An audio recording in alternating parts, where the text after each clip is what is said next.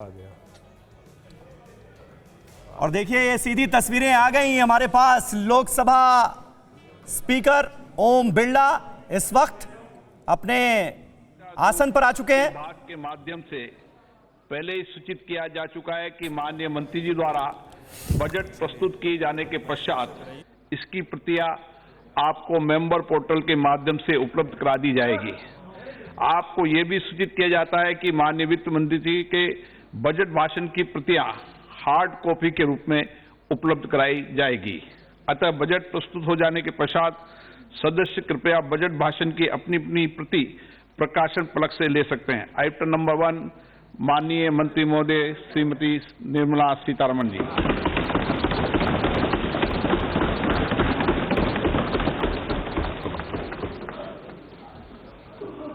मंत्री जी आज digital budget पढ़ रही हैं।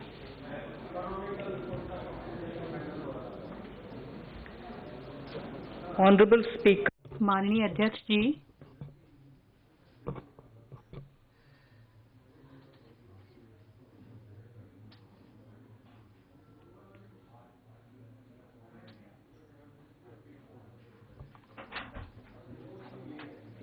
माननीय अध्यक्ष जी, मैं 2022-23 के लिए बजट प्रस्तुत करती हूँ।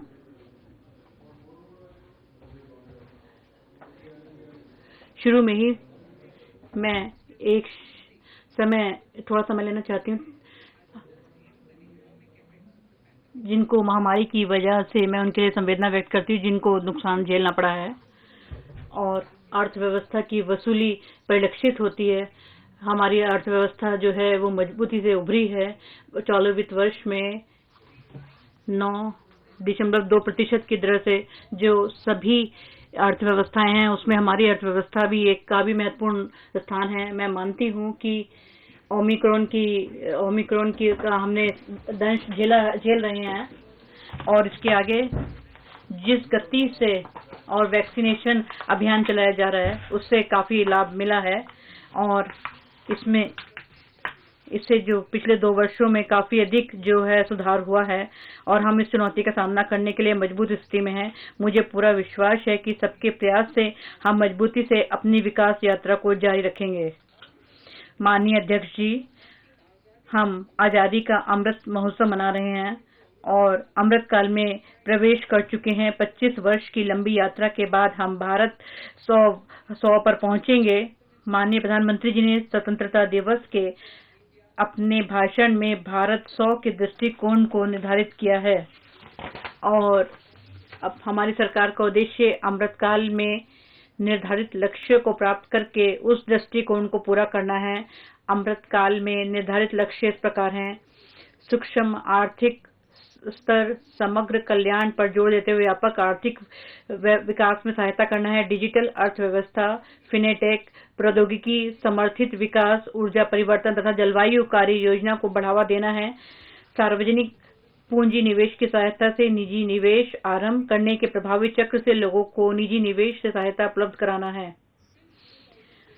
वर्ष 2014 से हमारी सरकार नागरिकों, विशेष रूप से गरीबी तथा हाशिए पर रह रहे लोगों को सशक्त बनाने पर जोर देती रही है।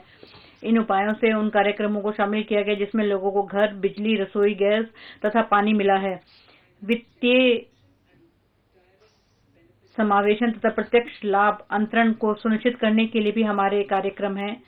हम गरीबों की क्षमता को बढ़ाने के लिए सभी अवसरों का उपयोग करने के लिए प्रतिबद्ध हैं। हमारी सरकार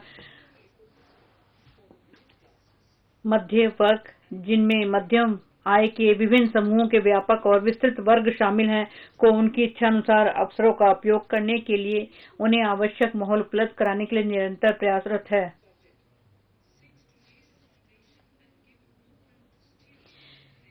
इस बजट में भारत 75 से भारत 100 तक के अमृतकाल में अगले 25 वर्ष में अर्थव्यवस्था को दिशा देने के लिए बुनियाद तैयार करने और उनकी रूपरेखा प्रस्तुत करने का प्रस्ताव किया है।